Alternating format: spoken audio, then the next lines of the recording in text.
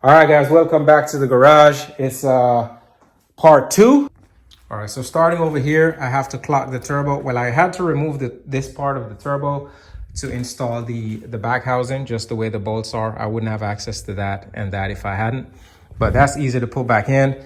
I have gone and got I have gone and got an adjustable wrench so I can tighten this part of the fitting. I'm gonna have some issue with this part going down in here. As you can see, it's directly hitting either this line, which I think has to do with the power steer right here, or it's hitting on top of this bolt to get in here. So that's something I have to contend with. Also, I am going to remove the intercooler and spray it all out with brake cleaner. It's super oily in there, pretty terrible. So that has to get done as well. And the water neck that came off of right there, I have a spare one that I bought brand new. If you need a part number for that, for the VVTi engine, there's the part number 16331-46080. And I had the two little parts right here welded shut. So now I don't have to deal with this style right here. So, okay, so the first thing I want to do is I undo these bolts right here, make them all loose, and then I'm going to sit the turbo into the back housing right here with the oil feed straight up, so it's right here in the center facing up. Then I'm going to rotate this down to where I can attach the intercooler piping. And that's the reason I had to undo these bolts, so I can turn that piece independent of the inner piece.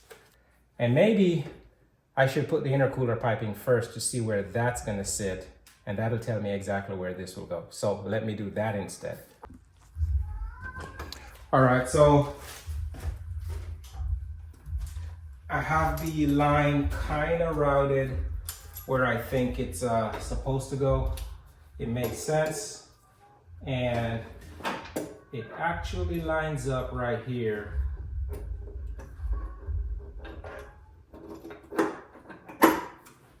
with the intercooler. So as good as I'm gonna get it. So with that being said, I can go ahead and tighten these back. I can go ahead and remove all of this piping stuff out the way, and start putting the lines where they're supposed to go.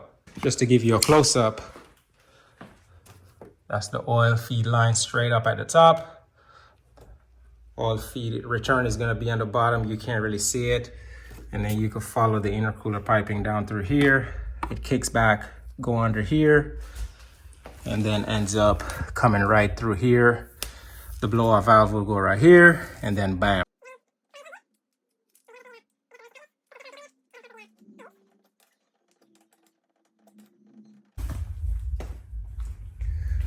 Okay, so this is how we're looking right now. I just went ahead and installed the oil feed line right there in the middle of your screen. And I'm just gonna have the line sit here for now. Then I'll also have the return line right there in the middle of your screen, connected and tightened. And now I'm gonna get the 6 bolts and the 2 half circles right here. And this is what's gonna hold this piece into the snail right here. Guys, as you can see, the whole front is gone. Why? Because there was so much oil in the intercooler and the piping. So I took everything off and I sprayed them down with brake cleaner.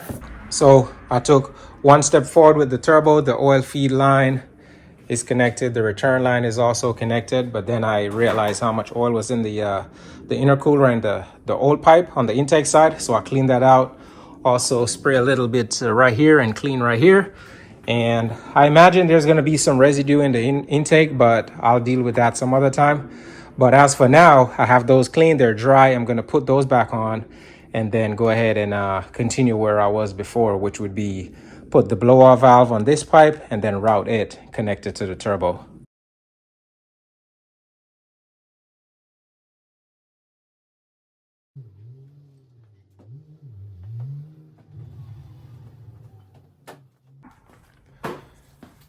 right, time to install the water neck flange. But before I do so, I'm going to swap over the sensors from the old one to this one.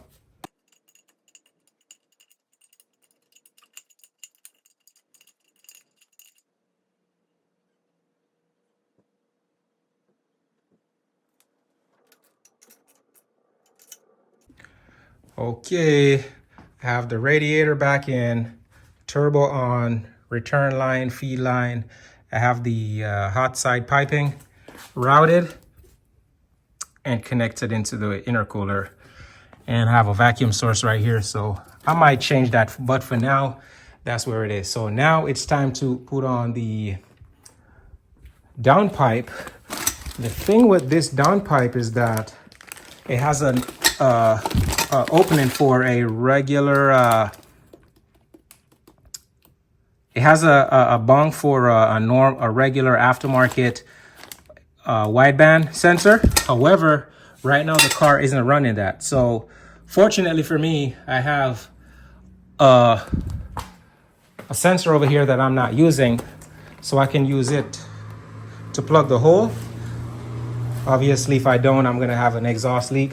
So I'll use this to plug the hole right here. However, I am running the stock O2 sensor, which I have to remove from the original stock piece. And I'm gonna also have to change the mid pipe. So here's a mid pipe I have. Essentially, it will connect to the car somewhere is about around halfway down the car and come all the way up here and then connect to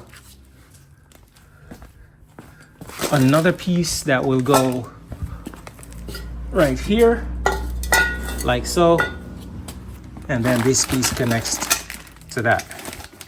So I know it's a lot of pieces. That's the downpipe. This is the piece that connects these two. It just sits in the middle. And then that piece, I have to use this piece because as you'll see when I undo it, it has this spot here for the stock O2 sensor. It's a bit downstream, but I have no choice but to use it. So I'm probably gonna have to extend this harness right here, which I already had to do when I installed the engine because the wiring was different. So I think I might have to undo it from here and make it longer so it reaches all the way back there where it's supposed to. But first I'm gonna put the exhaust together and then I'll see how much I have to work on this.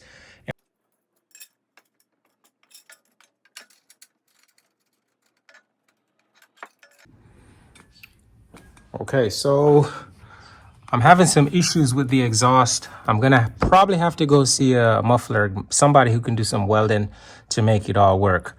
Just the way the downpipe comes down and the way it angles, because if you notice, I'm super tight right here to the steering actual pipe or whatever this is called. I can't come any more this way. So by that actually pushes the exhaust to the right. I think I'm gonna give it a try and see if it'll start. I think it might start, it may not run, or it may start and run and throw a check engine light. So I'm gonna find out here in a second because I am gonna attempt to start it.